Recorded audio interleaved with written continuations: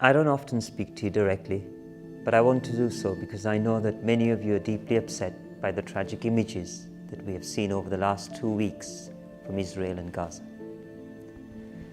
This is an issue that is extremely distressing for people on both sides. The backstory is complicated historically and politically. And in your religious studies and history lessons, you learn more about the reasons why there is so much disagreement about how people should come together and live in the Middle East. Israel and Palestine are known as the Holy Land, the burial sites of prophets. The Holy Land has special relevance for Christians, Jews, and Muslims. It's a sacred place where all people of any faith or no faith should be able to live free and peaceful lives. Regretfully, this has not been the case for many years. The devastating violence that we are now witnessing is heartbreaking. Ordinary people, Israelis and Palestinians, have had their lives torn apart. The deplorable attack on Israel was callous. It was merciless with no regard for innocent men, women and children.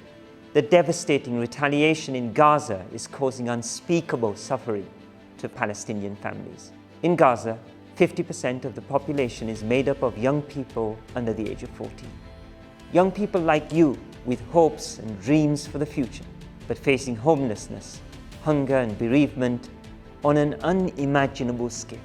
Over 1 million have already fled their homes, facing the impossible choice of living as refugees or suffering further devastation if they remain.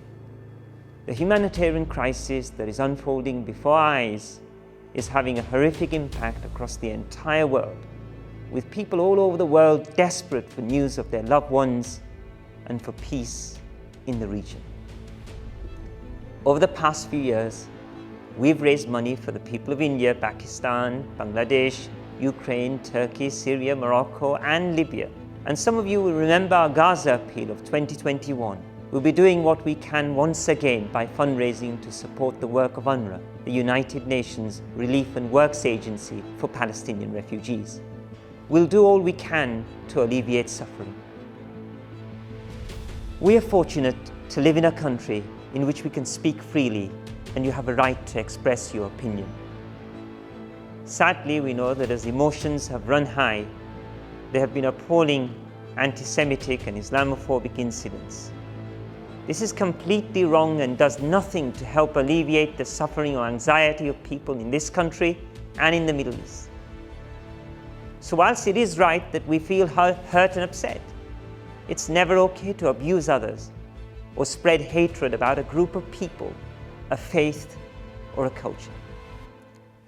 It is right to exercise our democratic rights in an appropriate manner by writing to our MPs and other elected representatives. It's also reasonable for us to sign petitions that call respectfully for an end to the violence. We know that you may want to discuss this conflict with a member of school staff, particularly if you're worried or if you have family or friends affected by what is happening.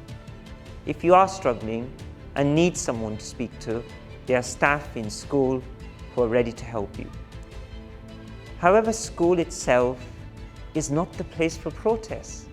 We need our school to remain a safe, calm, and inclusive space for everyone, people of all faiths, backgrounds, and opinions. What we can do, all of us, is to have sympathy and love for the millions of people suffering at this time and to commit to uphold justice, equality, and fairness.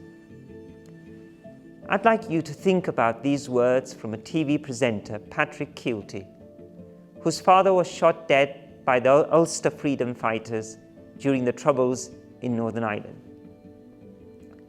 In the midst of despair, miracles are hard to believe in.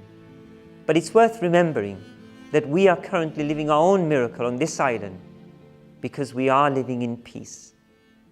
And for all those in Israel and Palestine, it mightn't seem like it, but there is always hope, and we hope that your miracle comes soon.